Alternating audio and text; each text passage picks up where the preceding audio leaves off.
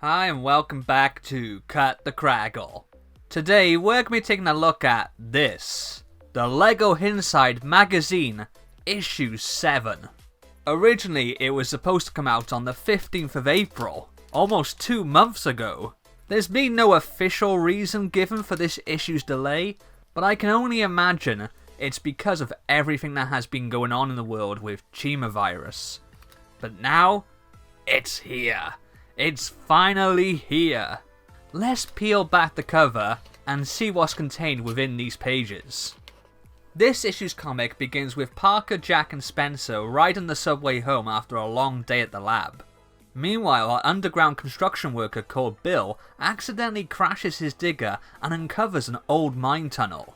Presumably enticed by the thought of finding some gold, he decides to investigate this by himself, without telling anyone, and comes across a crate full of dynamite and a diary belonging to an old gold miner called Pete.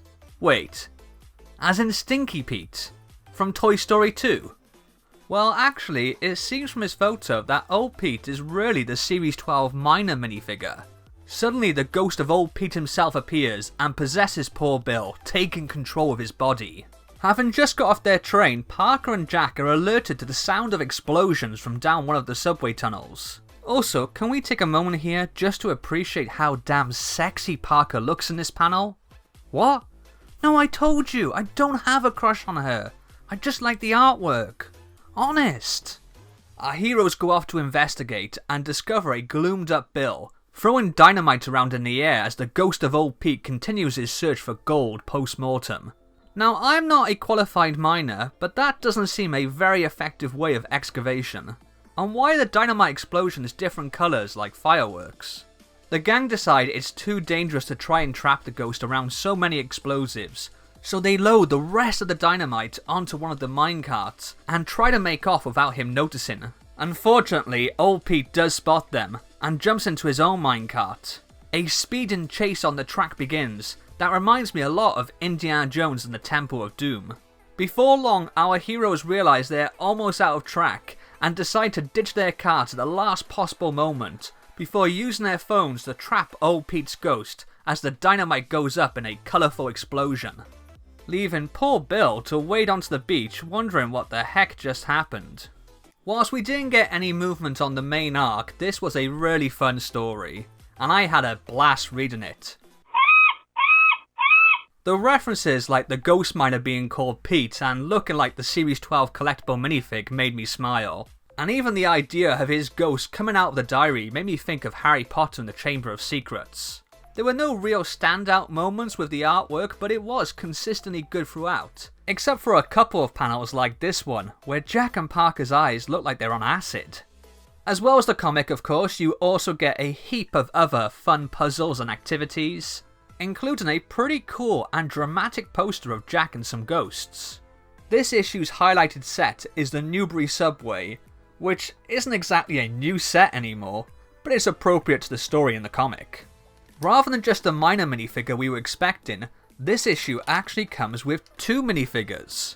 Part of me thinks they included a second minifigure to make up for the epic wait after the previous issue maybe. I did notice this issue was £1 dearer than before, but honestly I don't mind that minimal increase to get another minifig. And here they are all built up. We have actually had this extra minifigure, the pizza dude, in a previous issue. Issue 2 I believe? But it's still a cool minifigure to get another of. I love that torso design. The miner is also pretty epic.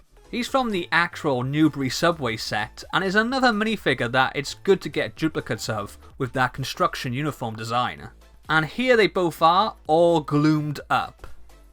At the back of the magazine, we get a sneak peek at the next issue, and we'll be getting a haunted mechanic for our free minifigure. I'm glad to get another spooked up civilian, but I was really hoping that we get one of the creepy clowns from the Haunted Fairground set, as that was one I didn't pick up. Interestingly, for the first time since this series started, we aren't given a date for the next issue. It just says, coming soon. Hopefully we won't have to wait as long as we did for this one. One other thing I wanted to mention, on the back page they keep posting for fans to get in touch with photos and drawings of Hidden Side. This is undoubtedly meant for kids, but I am tempted to send in some of my Hidden Side World Tour sketches. What do you think?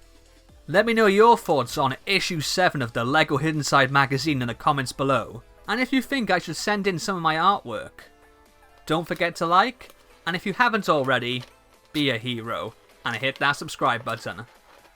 I'll see you next time. Laters.